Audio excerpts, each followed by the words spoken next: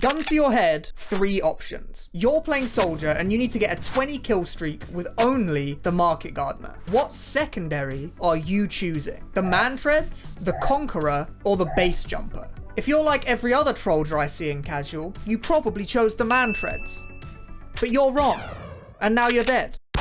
There is one correct answer to this question, and that is obviously the Base Jumper. Yes, this dinky little parachute is not just better than the Man-Treads, it's genuinely overpowered. You might not have realized this, since most players you see using the Base Jumper are just floating around in the sky like a chungus. But the movement potential this one item unlocks is unbelievable. Today, I'm going to explain to you how Trollger turns one of the most underused secondaries into one of the most broken items in the entire game. Now let's get to it. Let me show you the basics of what we now call base boosting. When you open the Base Jumper in the air, you start floating gracefully across the sky. While the Base Jumper's active, you can strafe super fast, but your move speed is capped to around 300 to 350 hammer units a second. This is probably the part you already know, but what you might not have known is that this 300 speed cap only applies while you're descending. If you have any upwards velocity whatsoever, you can travel as fast as you want, even with the Base Jumper open. This combines very nicely with another unlisted stat that the Base Jumper has. While the parachute is active, you take 50% increased horizontal knockback from all sources. It doesn't say this on the item description, but it is there. What this means is that you can briefly open and close your parachute mid-rocket jump to gain a ginormous speed boost from your rocket. Now remember, this only increases horizontal knockback. Your vertical speed is unaffected by the parachute. But this minor detail with the Base Jumper takes Soldier, the class that already has the most mobility in the game, and gives him even more mobility on top of that. Here's the simplest form of a base boosted rocket jump. You do a rocket jump off of the floor, then you do a rocket jump off of a wall. But right as you fire your rocket at your wall, you press spacebar. Then you press spacebar again a short while later. The timing is extremely lenient, so don't worry about mashing spacebar super fast or anything. This will turn your regular wall shot into a horizontal nuke that lets you fly enormous distances. This can be used to do things that would ordinarily be extremely situational in a real match. For example, you could set up a wall sync. Base Jumper wall shot on this wall, then pre-fire a rocket at the next wall ahead of you to gain a massive amount of speed. Without the Base Jumper, wall syncs like this are extremely difficult to do in a real match, and they require very specific setups. Not because you can't get enough speed, but because you don't have enough rockets. With the Base Jumper, I can wall sync from a setup that uses 2 rockets. Without the Base Jumper, I need at least 3 rockets for the same amount of speed. So I would somehow need to find time to reload an extra rocket to be able to hit a wall sync with this setup. Now, wall syncing without the Base Jumper isn't impossible. You could do some sort of speed shot setup or something. But setups like these are much more precise and situational. But with the Base Jumper, you can just wall sync wherever the hell you want, and all you have to do is tap spacebar on one of your wall shots. The Base Jumper also lets you wall sync off of very slow speeds. I can do a wall shot, pre-fire at a downwards angle on this wall, and then tap my Base Jumper to use this wall sync to fly across the map. Without tapping the Base Jumper, this pre-fire on the wall doesn't do anything. These wall sync examples perfectly encapsulate one of the things that makes the Base Jumper so powerful on Trollger. It saves you rockets. You can get the speed of 3 rockets in just 2, which is extremely beneficial for tons of reasons. When you're playing Trollger, you are at your most vulnerable whilst you're reloading your rocket launcher. After market gardening someone, the main thing you want to do is rocket jump away. If you land with 0 rockets loaded, you can't jump away, so you are incredibly vulnerable. The Base Jumper giving you huge speed with less rockets fired means you can conserve those rockets to jump away from people after you get your melee kills. The Base Jumper also makes you harder to kill mid-air. Since you're moving more fast more often, the ability for a hit scan class to deny you, or a projectile class to airshot you, is much more difficult. And most importantly, it makes your movement much more explosive. People who have played a lot of TF2 know roughly how far a soldier goes from a rocket jump. So they see you all the way over there with the rocket jumper, and they think they're safe from you. Which leads me nicely onto my next point. The base jumper can do much more than just give you a really strong wall shot. Using the base jumper on your first rocket jump is the most objectively broken thing about the item. Look at how much distance I am covering in one rocket. I am lunging at this guy like a Five Nights at Freddy's jump scare.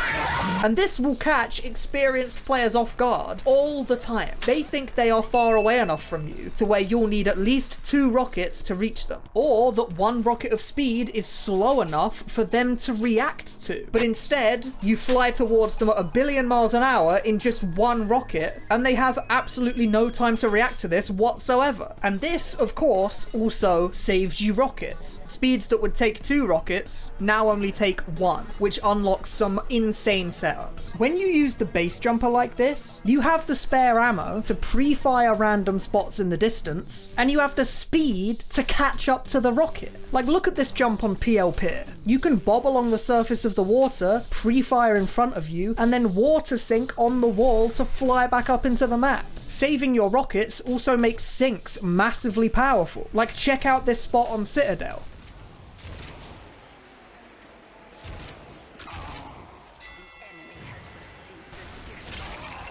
And even outside of saving rockets, this much initial speed opens up a lot of doors. Like, look at this spot on Moss Rock. This roof is like a beautiful ramp slide, but there's not many spots that you can actually reach it from with enough speed in normal gameplay. But with the base jumper, you can base boost wall shot this wall to slam into either of these 2 ramps. Or you can base boost your first rocket from this spot here to hit this ramp slide in just 1 rocket. And this spot in particular allows for a really insane clip to be possible. Right outside of Blue Spawn, you can build a dispenser out of bounds off of the side of the map. From this base boosted wall shot, you can hit the ramp slide, reload 1 in the air, and do a perfect angled triple right on top of the dispenser to go flying back into the map.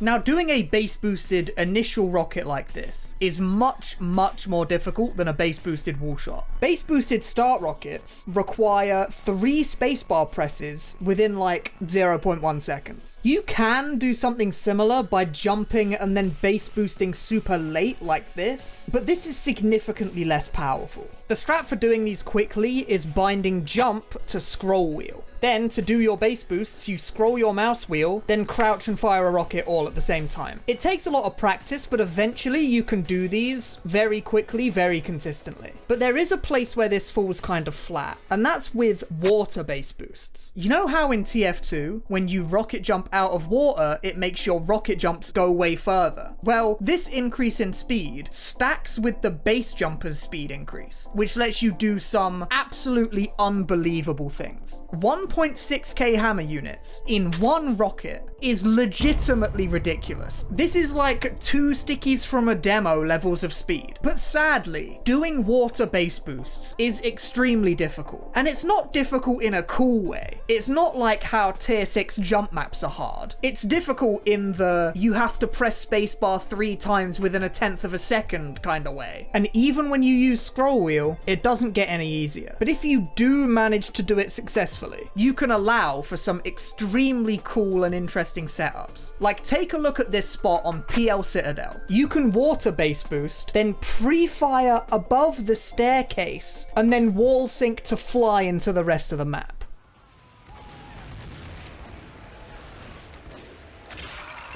Now there's another water base boost I want to show you, and that's on Patagonia. On the second stage, there's tons of water right next to Blue's first spawn. Right over here, you can do a water base boost into this ramp slide, which lets you fly into the sky and set up an angled water triple. And fortunately, Patagonia is one of the few maps in the game where the skybox is high enough to fully utilize a jump that gives you this much speed. Now, the base jumper has some more tricks up its sleeve. It can be used in very simple yet very creative ways to give you an enormous advantage. One example is what I like to call a base jumper turnaround. When a player sees you traveling away from them at a very high speed, they usually quite rightly assume that you can't hurt them. But that's where they're wrong. Because if you fly towards a wall, then base jumper wall shot directly backwards, you can fly back towards that person in one rocket at basically exactly the same speed you flew away with. And trust me when I say, not a single player will expect you to do this. Well, until this video comes out, and then maybe some people might see it coming. The base jumper can also give you super unexpected pogos. You can fly into an enclosed space, then open and close the base jumper on one of your pogos to get a super abnormal amount of height from your one rocket. An amount of height that most people won't expect at all. Oh, and Demo? He can also use the base jumper, but since he has no market garden equivalent, base boosting on sticky jumper isn't really all that good of an idea. And no, the Caber is not a market garden equivalent. It's just not even close. Although base boosting on Demo is insane in a lot of ways. I don't want to do this. Holy shit. Now, the old version of the base jumper used to be much more powerful than it is now. Most importantly for base boosting is that you used to be able to open and close the base jumper an infinite number of times in the air, whereas now you can only open and close it once before you hit the ground. Now, the base jumper is already very, very good, but this version of the base jumper was maybe top 5 weapons in the whole game, which people think is an insane thing to say, but you should have seen what was possible with the old base jumper. It was ridiculous. So Valve had to nerf this item, but you can still do jumps that have multiple base boosts. You just need to hit a speed shot in the middle of the jump. When you speed shot, you touch the ground for just one single game tick, and that one tick is enough to give you your base jumper back. So you can base boost your first rocket, speed shot, then base boost again afterwards to get some crazy setups. This pre-fire setup was definitely the most difficult jump in the entire video. And you can definitely feel that in my reaction to hitting this clip. No. Yes, I fucking got it. This game sucks. Fuck this game. Fuck! Now, the base jumper does obviously have some downsides over the man treads. The man treads give you better strafes, which in itself can enable some jumps that would normally be impossible. Man tread strafes aren't nearly as explosive or game breaking as base boosting, but the man treads is constantly buffing your strafes all the time, whereas the base jumper is only giving you a speed boost on one of your rocket jumps. That speed boost is enormous, but it's a one-time thing. The base jumper also lacks the knockback resistance of the man treads, meaning you will get air blasted and you will get shot by hit scan and you will get air shot, and all of these things will have a much larger impact on you than if you were using the man treads. Having regular knockback can sometimes be a benefit though. You can intentionally surf damage in a way that man treads isn't able to do. But generally speaking, a knockback resist is desirable like 90% of the time. Another important thing to note about the base jumper is that it has a pretty high skill floor. The base jumper is only really insane in the hands of someone who is already pretty decent at rocket jumping. If you're an experienced troller or an experienced jump map enjoyer, you will be able to abuse the base jumper in absolutely ludicrous ways. But if you don't have the skills already, you might find it a little bit lackluster. And the same can't be said about the man treads. The reduced knockback and increased strafe makes the man treads the ideal choice for people who are just starting out. Now, that's not to say that the man treads are an item for noobs, because that's of course not true. The man treads are extremely powerful in the hands of a good player. They're just also more forgiving to a newer player while still being viable at a higher level. But when you do cross that threshold of skill, the base jumper starts opening so many doors for you that in my opinion, it becomes almost a no-brainer to use it. I also need to convince people to run this loadout so that I can do something to counteract that one Soundsmith video that made people play Shotgun Troller. No hate to Soundsmith, of course, but I hate Shotgun Trollers. They're all so boring, man. Now, I can sit here and talk about the base jumper all day long, but the best way to get you to understand just how broken it is to just show you. So I made a frag movie where every single clip abuses the base jumper. Ready? Cue the music.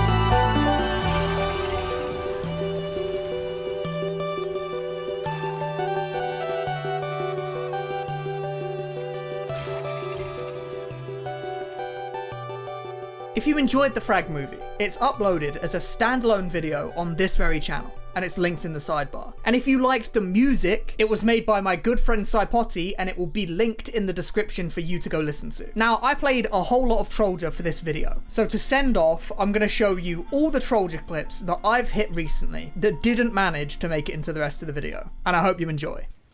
Eggy's nerd has got crazy jumps. Oh my god, look at this guy. He's fucking teleporting.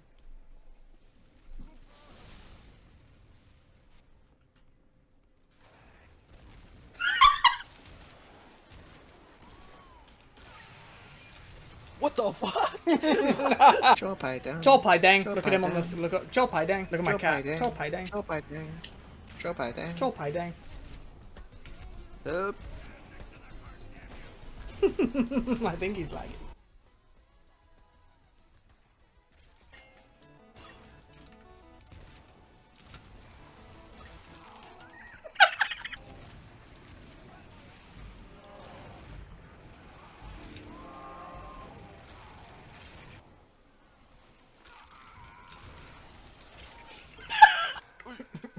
Second guy. Oh my god, I just lagged so insanely hard. What just happened to me? What the fuck just happened to me?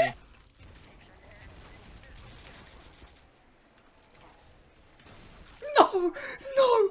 I'm such a chard! I'm such a Clamb. No! I'm such a chard! I'm such a chode! I'm such a chode. And he doesn't even do— I don't know why I'm in there. I just got invited. I'm such a pencil. All of the red players are inside. Oh, I'm dead. What the fuck? Dead right now. That's just called skill issue because he had the dead right now. He's so mogged.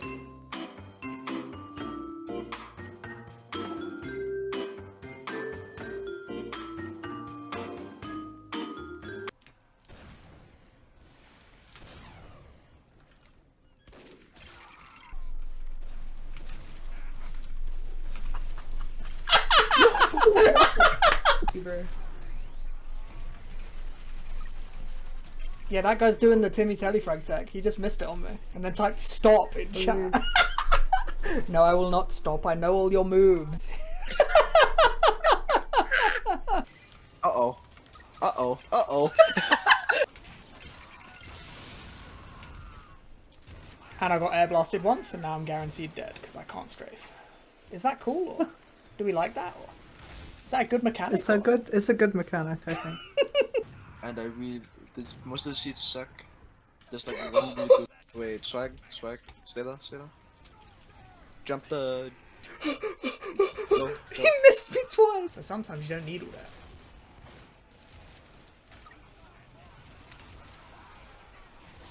No, you penciled too hard. Oh, holy shit! Awesome dude. Me versus Kaduta. Rest in peace, Kaduta.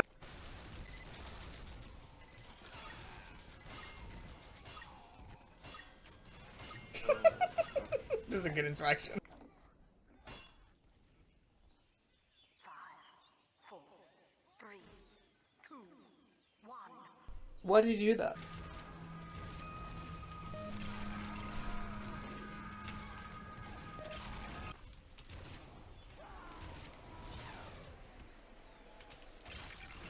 How did you use your thing for I hate my life. Thanks for watching.